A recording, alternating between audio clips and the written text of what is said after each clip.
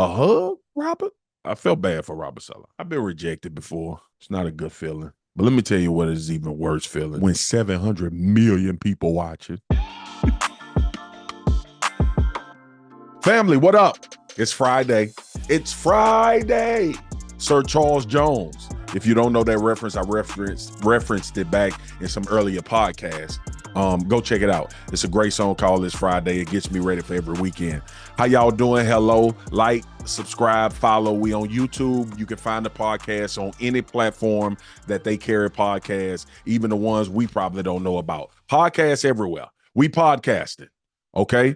This is Swagu Podcast, man. Welcome into the show. We're going to get right to it because it's the weekend, and I know y'all ready to get jiggy with it and go have a good time. You're probably about to put a little something in your cup after you get off work. You're going to put your feet up. It's Friday. You're going to be cooking or you're going out to dinner. You're getting ready for college football on Saturday. Sunday, you already know the NFL finna go 100% up.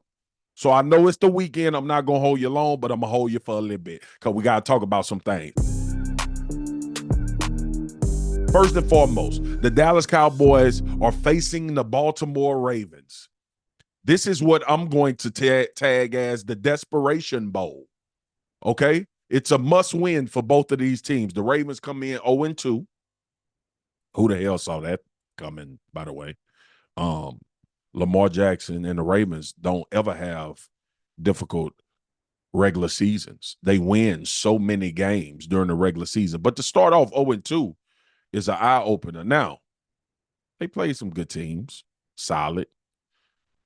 Obviously, Kansas City is a good team. They lost in week one. Both of these games have been close. The issue has been they've given up leads, and they've been doing it for a long time, and now it's starting to become a situation where everybody's talking about and monitoring and looking at, and obviously it's always going to fall on the quarterback. By the way, that damn quarterback for the Baltimore Ravens so good, even when he don't play at the highest level. Lamar Jackson is still that guy. But he got to win a game because he's 0-2.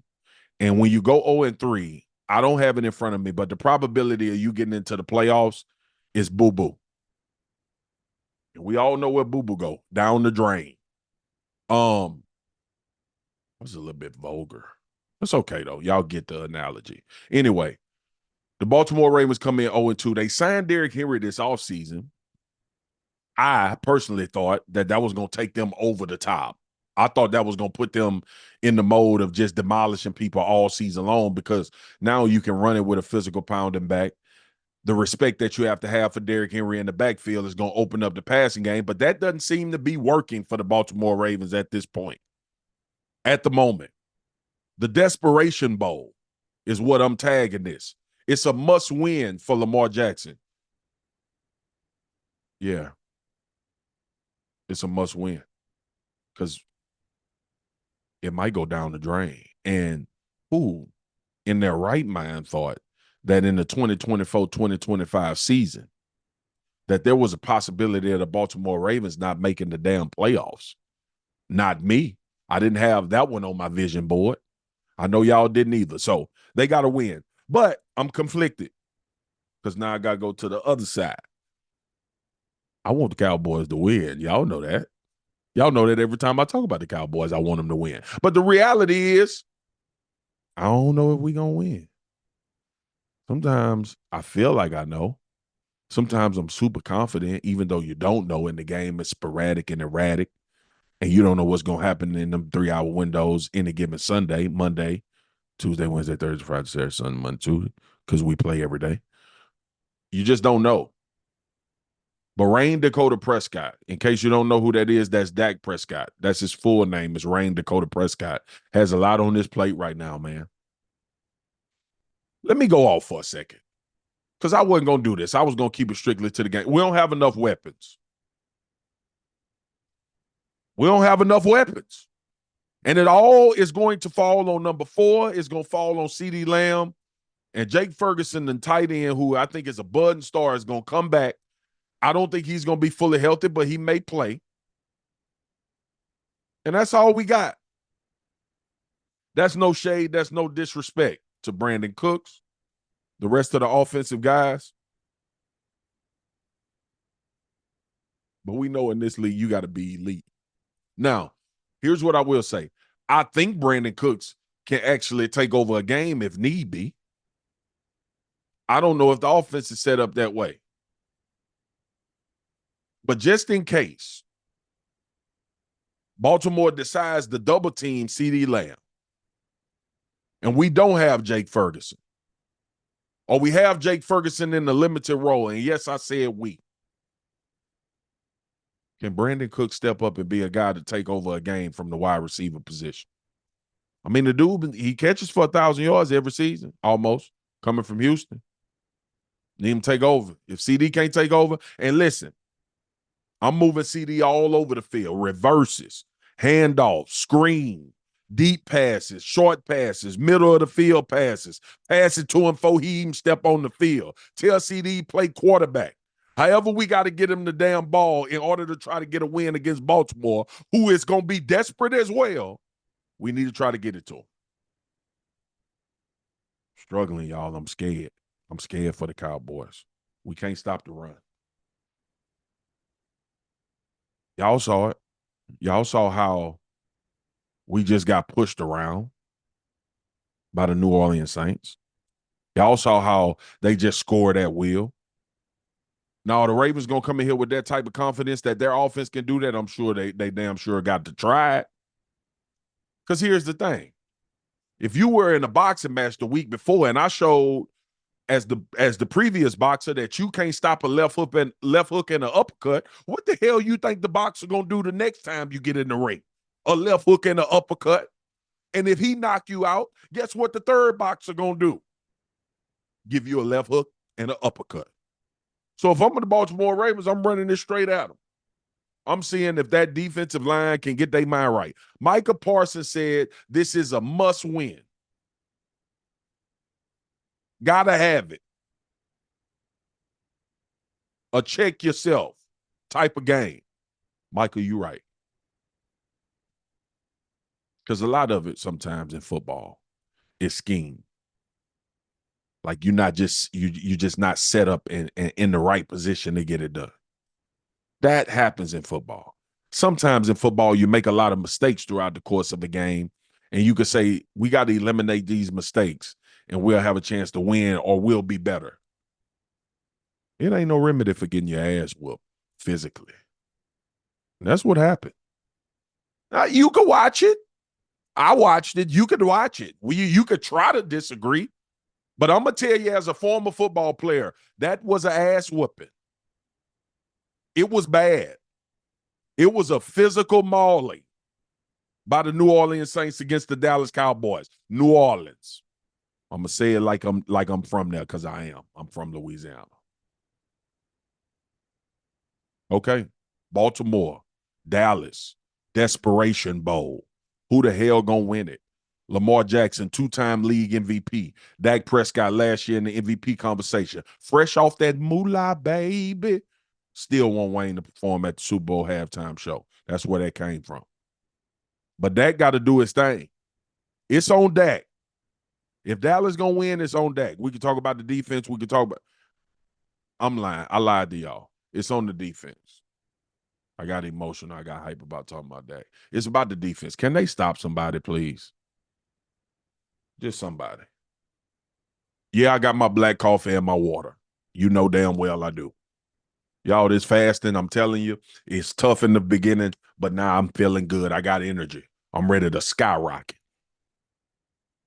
That's what we're going to do on the Swagu podcast. Listen, for all of y'all that's excited about the Dallas Cowboys and the Baltimore Ravens, you should be, because you might get playoff atmosphere because they need it bad. All right, that's a wrap on that. I got to move on. Last night, I watched the Jets beat the New England Patriots in New York, 24-3. My God, you can't believe how happy these Jets fans are. Listen, it don't happen. It hasn't happened in a long time, but they got Aaron Rodgers now. And they 2-1. The Jets are 2-1. What a difference a day makes. You know, a day being 600 plus days. But it feel like a day to Jets fans because they waking up on this great Friday morning, winners against the New England Patriots. I don't care. I hear y'all already talking about what New England ain't that good. Man, I don't care about that. Jets needed to win. They had to win at home. I told y'all earlier, Robert Saleh got to win. If he don't win, it'll be a new person coaching Aaron Rodgers potentially in his last year playing football. He better win. You better beat the Patriots, especially if you're better than them. Home opener. We all know what took place last year in the home opener. I'm not going to revisit it. I don't want to put no bad mojo on the team, but they moved on past that. And they got to win against the New England Patriots. And Aaron Rodgers dazzled. He was good. He was the quarterback that they've been looking for. I don't know the last time a Jets quarterback threw for 200 plus yards. I was probably playing the league then. Be honest with you. Probably was. That's a long ass time. Congratulations to the New York Jets. One, for getting Aaron Rodgers. Two, for looking good at home for the first time when he could play a full game. And three, they beat the New England Patriots. I know this ain't the Tom Brady Patriots, everybody, obviously. But a win that you need at home to get the fan base excited, that was a good win for the New York Jets. It was a good win for Aaron Rodgers. It was an important win for Robert Saleh. Now, speaking of the win, did you see that awkward ass, like, half bro hug push away? I don't know what the hell was said. I can't read lips. One of y'all read lipper, a lip reader, a read lipper, a lip reader. Put in the comments what the hell Aaron said. I don't think it was a terrible exchange. I just think it was crazy weird that Robert Saleh wanted to have a hug. Man, what the hell? It was a touchdown. I mean, I guess you feeling the love. Probably dap him down. Give him a pound. Great job, Aaron. A hug? Robert? A hug? Really? In the third week of the season? When you look back at it, you probably be like, yeah, that was a little bit too much, Swag. That was a little bit too much, Swagu. Don't say probably. It was. It was too much. You didn't need a hug. All he did was throw a touchdown. They scored. But let me give you a little bit of grace, because when you've been getting whooped and you ain't had the quarterback to do the things that he did, I can see how you get overwhelmed with excitement. The only problem is Aaron was like, pause. We don't need to hug each other. It's cool. All I did was throw a touchdown. I've thrown 700 million of these. Hug him when y'all get to the playoffs, man. Hug him when you get a crucial win. If you get to the point in the season, you need a crucial win to get to the playoff. Hug him in the AFC Championship if you get there. Hug him in the Super Bowl. Don't hug him in week 3 when you beat the New England Patriots, Robert. I got mad love for you. I can't wait to see you. I think you're a hell of a dude. You just went too far. Aaron pushed you away. I thought it was him saying, nah, go out there on defense and y'all do y'all thing. That's what I think it boiled down to. But everybody was like, what happened? What was the awkward vibe between y'all? It was no awkward vibe. The only awkward vibe was Robert Saleh trying to give a hug to Aaron Rodgers. That was the only thing awkward. I've seen Aaron do it plenty of time where he pushed people in celebration. Not like get off me in celebration. Let's go. You know. I felt bad for him. I felt bad for Robert Saleh. Because in that moment, all you want Aaron to do is hug him back.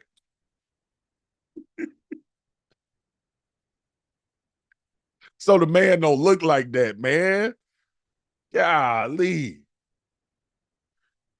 I've been rejected before. I'm sure we all have. It's not a good feeling. But let me tell you what is even worse feeling when you get rejected. When 700 million people watching. I wanted to talk about the game, but I couldn't help but get over that moment. I mean, you know, there's there's this misnomer that there's a power struggle, right? All these things gonna come up. Aaron and Robert Saleh was asked about it in the press conference. Here's the bottom line, man. It's Aaron's team. We know that. We know that private jets were flown to California to convince the man to come to New York. We know that he's been given the keys to everything there. Why not? That's what you do for Hall of Fame quarterbacks, guys that are in the conversation for the top 5, top 10 best ever. That's what you do. But the moment Aaron decided to come to New York, it was going to go how he wanted it to go.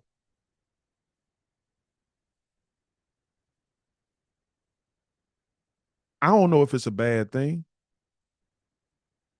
for us publicly. It's a bad thing for Robert Saleh, though. Because if he lose, he going to get blamed. If he win, Aaron Rodgers going to get all the credit. Nobody's going to say, what a hell of a job Robert Saleh did with the New York Jets this year if they go on to have a tremendous amount of success. They're going to say, man, Aaron Rodgers took the Jets wherever they wanted to go. But if they lose, they're going to say Robert Saleh is the worst coach ever. He couldn't even win with Aaron Rodgers in that defense. It's a double-edged sword for Robert Saleh. It's only up from here for Aaron Rodgers. Congratulations to the Jets, man. Way to get a dub. Way to get a dub at home. Way to solidify that Aaron Rodgers is going to be what y'all needed to get over the hump offensively. Defensively, they still got to get better. That was a good outing last night to shut New England down. That's a great job. Power struggle between Aaron Rodgers and Robert Saleh, I don't think it exists. What I think is Aaron Rodgers got all the power. Robert Saleh just, talk to your defense. I got all this other stuff. So don't tell me you can't have those safeties closer to the line of scrimmage than they are. I was at games where I'm thinking, hey, too high?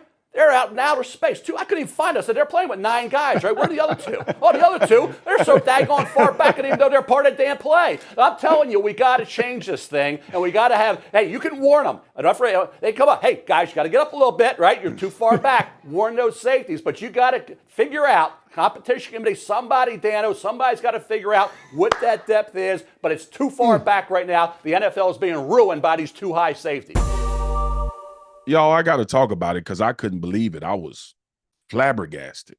Flabbergasted is, by the way, becoming one of my favorite words. I think it put emphasis on my disdain and how pissed off I am about things. Mel Kiper, respected draft analyst, knows a lot of football, been around a lot of football, know more about the history of football than I know in his pinky. Been around the game for a long time. Been scrutinized, been praised. Mel made the draft what the draft is, along with some others. But Mel Kiper is the reason why we look at the draft like we look at it now, and it's become this big spectacle. So let me give Mel his flowers before I destroy him. Because this warrants being destroyed. And Mel know I love him. We talk during football season when it's getting around the draft, but I can't believe he said what he said on TV and was serious about it. Y'all ask me what he said. Good, I'll tell you. Mel said, I'm going to get into a little football. We need to stop playing too high safety. For my people that's just joining the Swagu podcast that come here for the lifestyle, not necessarily for the football, let me talk about this football scheme and alignment first, and then we'll get into a part of why I'm pissed off his lifestyle. Mel said, so in football, when you have too high safeties, that's the guys deep on down the field on defense. The reason why you play that defense is because you want 2 guys back there so people can't throw the ball deep and hit you with big plays for touchdown. Mel want them to outlaw that. He want them to bring them up some. Because Mel wants to see the offense hit more big plays. I played defense in high school, in Pee-wee, in middle, in high school, in college, and in the pros. And 2 high safeties has been a part of every one of those teams. Even when we was young and dumb and 7 and 8 years old playing football, we still put 2 people back there. We couldn't stop nobody because we was trash. But We still had two people back there to make you not think that we was trash and you could throw the ball deep on us, even though a lot of people did. Let me quit playing. I played for the South Baton Rouge South Baton Rouge Rams and Pee Wee football team. We was head busters. We whooped everybody, to be honest with you. I used to have to wear a trash bag so I could make weight before the games. But that's a whole nother story. We got so much to get into in this podcast, y'all. But let me get back to Mel, because Mel pissed me off, man. Mel was on one of the shows on ESPN, Get Up, which is a phenomenal show, by the way. I love when they get together and they get to going off on each other. Mel said the league needs to do something about the too high safeties and how deep they are, because he wants to see touchdowns that was thrown to like Stallworth and that passes that were thrown like Terry Bradshaw and Lance Allworth caught passes. And what? Lynn Swan. What, Mel? What? Really? You of all people want to give the offense an advantage so you can be entertained and be excited? Man, what? I mean, I literally said, I can't believe this that I'm hearing. Now we want to tell defenses you can't do something after stripping us of all of our rights, basically now. Now you don't want us to line up before the ball is snapped a certain way. See, herein lies the problem with statements like that.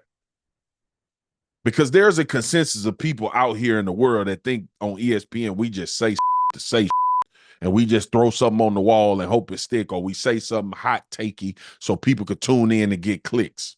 I've never been interested in that. It's never been my thing. I say what's on my mind. If I feel like it's something that need to be said, I'm gonna say it. I hope y'all know me for that. That's what the Swagu podcast is. That's why sometimes you hear curse words, because I think I need that emphasis on it. But for Mel to say something like that on a national television show, which a lot of people watch, as a respected guy in the football arena, that is asinine and crazy to me. And that's why some people look at us and be like, y'all just want ratings and just say anything. I'm sure there's some logical reasoning in Mel's mind why he said that. I guess excitement for the game, want to see more points. The fans will like it more. Mel, so what? So what? Football has been exciting since the beginning of time. That's why the game has grown like that. So if we don't score 50 points a game, you think the fans going to stop coming? We went through COVID, and they still was trying to figure out how they was going to get to the games. It's the greatest game on earth. People are not going to stop watching. People want to watch to see if they could figure out how to do it against two high safeties. That's why I got mad. That's why it pissed me off when he said it. I got mad love for the fans. I respect them. But when we start trying to tailor the game and make it easier for one side than the other, then it becomes fixed. That is the script, literally.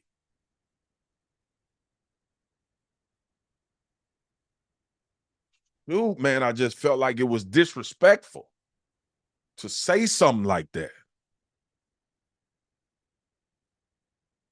I mean, as a football player, we spend 5 days, 4 days, however long in between games, 7 days, trying to figure out what's our advantage.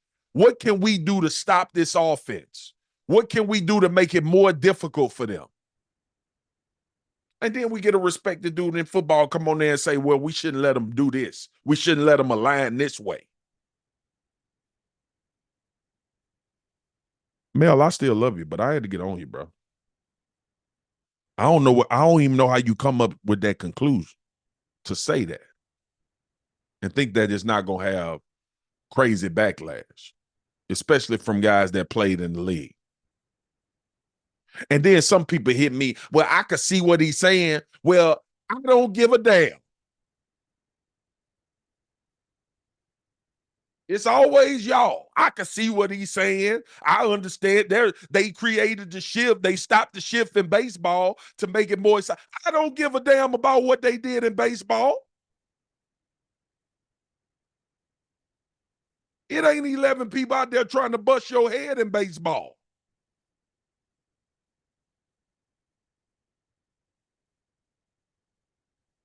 How do we create advantages in football is the name of the game.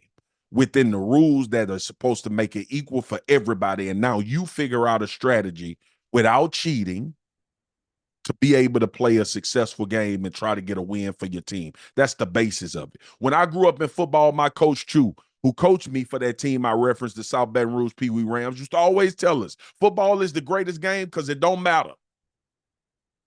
You said, Swagu, what you mean? It don't matter. It don't matter how much money you got. It don't matter what side of the tracks you live on. It don't matter what your daddy do, what your mama do, what company they own, what you inherited. When you get on the field in between the lines, it's 11 on 11. It's some rules to make it even, and everybody play by those, and you see who ass can get kicked. That's the beauty of the game. But no, let's change it so the fans can have a good time and see a lot of touchdowns. Get the hell out of here, man. That's all I have to say about that. I do love you, though, Mel, and you know that. So if you get in your feelings about this and you get mad at me, just call me. Y'all, it's Friday.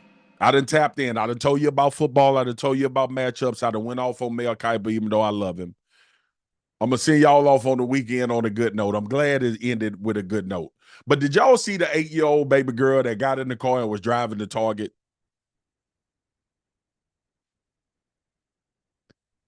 It's not funny, but it's funny, man. I'm glad she okay. We can laugh about it because she okay. First, let me deal with the seriousness of it. Kids, don't get in your parents' car, start it, and think that you can drive somewhere. Let's not do that. Okay. Big Unc Swagu got to make sure that I'm responsible first before I talk about this story. Now that I got that out the way, that baby was driving. That baby was on her way to Target, and she was probably about to drop a bag. Real talk. Because if you got the nerve, in the words of Stephen A., the unmitigated gall to get in your parents' car at 8 years old and think that you're going to drive the Target, you are going to drop a bag, probably to spend some money on somebody's card or some cash that you found around the house or even your allowance. But whatever she was going to Target for, she had to get it bad, and she probably asked for it a couple times, and the parents said no. The baby ain't turned on a turn signal. That's why the police got after her. Now, y'all, I got an 11-year-old daughter. She is a Target and Amazon fanatic. It's probably bad. It's probably bad parenting more than bad the baby being bad. My baby girl. She would do it. I had to ask myself an honest question. If I ever gave the notion to my 11-year-old girl that you could get in the car and go to Target, she'd be out there right now with the key. I guarantee. And probably would leave school early to do it. That baby was on her way to the store, man. Y'all don't realize how grown that is. You know, when I grew up in my neighborhood in Baton Rouge or like my community, my culture, when you did something as a kid, all the adults looked at it and be like, yeah, he think he grown, don't it? And immediately after they said he think he grown on it, followed up with an ass whooping because you did something you wasn't supposed to do. That's just what it was. Now, when I was little, I got to be honest, I got to have a truth moment. When I was little, in Baton Rouge, we lived off a street called Percy Avenue. My dad had a car. I went out there in that car, and we had a slanted driveway. I went out there in that car, and I put that car in neutral. And as I put that car in neutral, I began to laugh as it backed its way into the main road. Thank God our neighbors outside was across the street. They were outside. Our neighbors across the street was outside. All you heard was people say, hey, running over there. to get me up out the car. Now, the car was rolling. I'm in there laughing. I guess I was taking a joyride. So I've been there before, baby girl. I know what you feel. I know what you experience. I understand the exhilaration of a vehicle moving under the authority that's not supposed to be behind the wheel. I understand how happy it makes you. Let's not do it, though. Now, this baby that was driving the Target, the officer said, we gonna let her finish her Frappuccino. She been here before. That's what the old folks where I'm from say. Man, that baby been here before. Meaning they lived a life as an adult, they ahead. And that's all she was trying to tell everybody. I'm ahead. I've been did this before. This the reincarnated version of me. I had to be a baby again. But I got things to do. And I know how to do them. So let me get in this car, head to Target, get this Frappuccino so I can have some energy. I'm a little bit tired. And get to the store and handle my business. I'm going to come right back. Didn't turn on the turn signal. And unfortunately, she struck a mailbox. Y'all, you can't make it up. You can't make it up.